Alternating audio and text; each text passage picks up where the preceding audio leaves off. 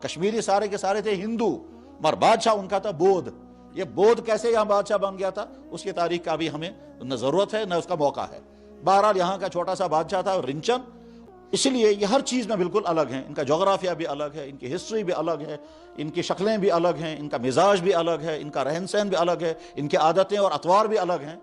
اور اس صورتحال کے اندر یہاں اسلام لے کر کوئی آنے کو تیار بھی نہیں تھا، اور اگر کوئی آتا تھا تو کبھی یہاں کی موسم کی مشکلات کی وجہ سے واپس چلا جاتا تھا، اور کبھی لینگویج کے گیپ کی وجہ سے یہاں بات پہنچ نہیں پاتی تھی، اور اس لیے صدیوں تک اسلام کی دولت یہاں نہیں آ سکی۔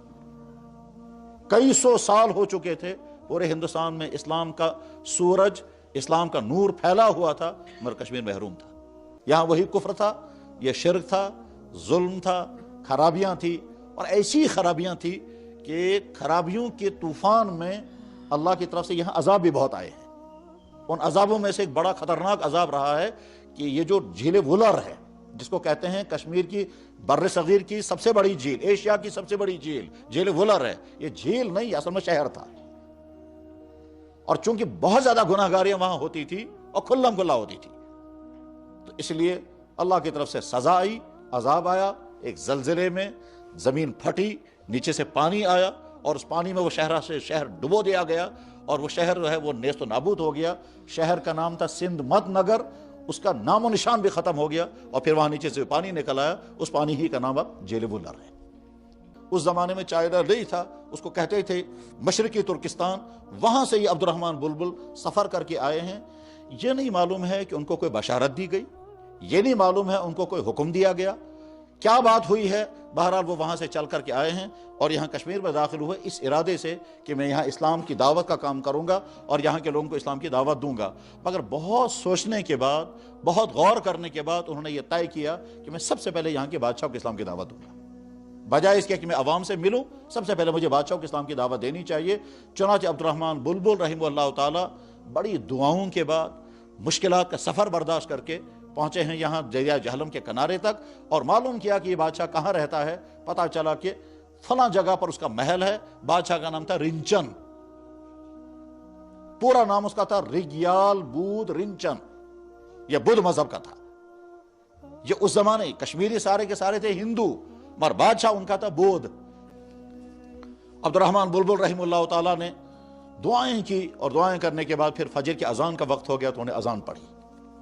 پاس میں رنچن کا محل تھا۔ عجیب اتفاق یہ ہے کہ وہ پوری رات رنچن تڑپتا رہا ہے، بے قراری تھی، اسے نیند نہیں آ رہی تھی، اور ادھر سے کئی ساری پریشانیاں بھی تھی اسے، کیونکہ یہاں کے عوام جو ہے وہ ہندو ہیں، اور وہ ہندو اس بادشاہ کو قبول کرنے کو تیار نہیں تھے۔ اسے ڈر تھا کہ میری حکومت کا تختہ نہ الٹ جائے، اور اصلی بادشاہ اگر کشتار سے واپس آ گیا تو پھر میں شاید ٹک نہیں سکوں گا۔ یہ مختلف قسم کے ٹینشن اسے تھے، اور ادھر سے وہ جو دعائیں وہاں ہو رہی تھی وہ دعائیں اس کو چین نہیں دینے دے رہی تھی، اس لیے وہ ساری رات تڑپتا رہا۔ اب جب صبح کے قریب کا وقت تھا، نیند اسے نہیں آئی تھی، وہ پریشان تھا، تو ادھر سے آواز آئی، وہ اذان کی آواز تھی۔ یہ سنتا رہا کہ یہ اذان کی آواز، یہ تو میں نے آج تک آواز سنی نہیں۔ اس نے بھجن سنے ہوں گے، بدھوں کے بھجن، ہندوؤں کے بھجن، یہ تو سنے تھے، لیکن یہ والا سٹائل، یہ والی آواز اس نے کہیں نہیں سنی تھی۔ وہ بادشاہ رنچن اپنے دربار کے تمام لوگوں کے ساتھ اسلام میں داخل ہو گیا اور کلمہ شہادت پڑھ لیا، اور جب ظہر کی اذان کا وقت آ گیا تو اسی محل کے اندر اذان پڑھی گئی۔ یہ تاریخ عجیب واقعہ ہے۔ براہ راست اسلام کو دعوت بادشاہ کو دی جا رہی ہے۔ اس کے بعد بادشاہ نے حکومت کے اونچے عہدوں کے جتنے لوگ تھے سب کو جمع کیا، کہا ان کو بھی اسلام سناؤ۔ بہرحال عبد الرحمن بلبل رحمہ اللہ تعالیٰ نے اسلام کی تعلیمات ان کے سامنے پیش کی، اللہ کی ذات کا تعارف، جناب رسول اکرم صلی اللہ علیہ وسلم کا تعارف، اس کائنات کی حقیقت، موت کے بعد کی زندگی، یہ تمام چیزیں جو اسلام کی بنیادی چیزیں ہیں، یہ تمام چیزیں بیان کی، تو دھڑا دھڑ لوگ اسلام میں داخل ہو گئے، اور کئی ہزار افراد مسلمان ہو گئے، اور بادشاہ کا نام صدر الدین رکھا گیا۔ پہلے اس کا نام تھا رنچن، اور اب وہ صدر الدین ہے۔ اس کے بعد پھر یہاں واپس مشکلات کا دور آ گیا، اور پھر کفر کا زمانہ آ گیا، پھر کفر کی حکومت آ گئی چند سال تک۔ اس کے بعد وہ جو بیچ میں شمس الدین تھا وہ یہیں رہا۔ صدر الدین نے اسلام قبول کرنے کے بعد اس شمس الدین سے کہا ونقود کسل سے واپس، اب تمہیں کہیں نہیں جانا ہے، تم یہیں رہو اور میری مدد کرو، اور حکومت چلانے میں، اسلام پھیلانے میں، دین کے مطابق نظام چلانے میں تم میری مدد کرو۔ مگر چونکہ عبدالرحمن بلبل رحمہ اللہ تعالیٰ کی وفات ہو گئی تھی، اس لیے اسلام کون سکھائے گا ان کو؟ مسلمان تو بن گئے یہ، لیکن اسلام سکھانے والا کوئی نہیں، نہ نماز، نہ روزہ، نہ زکوٰۃ، نہ نکاح، نہ طلاق، یہ ساری چیزیں کون سکھاتا ان کو؟ اس لیے کیا مسلمان، مگر اسلام کی کوئی چیز نہ ان کے گھروں میں ہے، نہ نماز ہے، نہ عبادت ہے۔ اتنی زیادہ ناواقفیت تھی کہ مسلمان بادشاہ نے آگے چل کر کے 2 سگی بہنوں کو اپنے نکاح میں رکھا تھا، کوئی بتانے والا ہی نہیں تھا کہ یہ حرام ہے۔ یہ جو شمس الدین تھا، اس نے کچھ زمانہ دیکھ لیا، زمانہ دیکھنے کے بعد اس نے کیا کیا، کوشش کرنے کے بعد حکومت اپنے کنٹرول میں لے لی اور یہ حکمران بن گیا یہاں کا۔ اور جب وہ حکومت کشمیر اس کے ہاتھ میں آ گئی تو اس نے اپنا نام رکھا سلطان شمس الدین سلطان کشمیر شاہ میر۔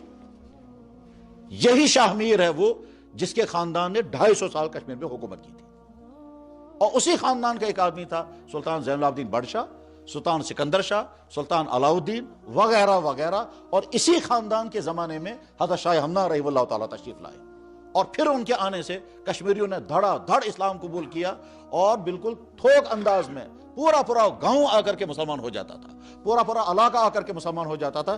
مگر شاہ ہمنہ رحمہ اللہ تعالیٰ کی دور اندیشی اور عقل مندی یہ تھی کہ وہ سوچنے لگے جب لوگ مسلمان بنیں گے تو ہو سکتا ہے اس کو اپنا گھر چھوڑنا پڑے، ہو سکتا ہے کسی مسلمان گھر کو اپنے گاؤں سے بھاگنا پڑے، تو ان کو شیلٹر ملنا چاہیے، ان کے لیے کوئی جگہ ہونی چاہیے جہاں یہ آ کر قیام کر سکیں، جہاں ان کے کھانے کے انتظام ہو، جہاں ان کی دینی تربیت کا انتظام ہو۔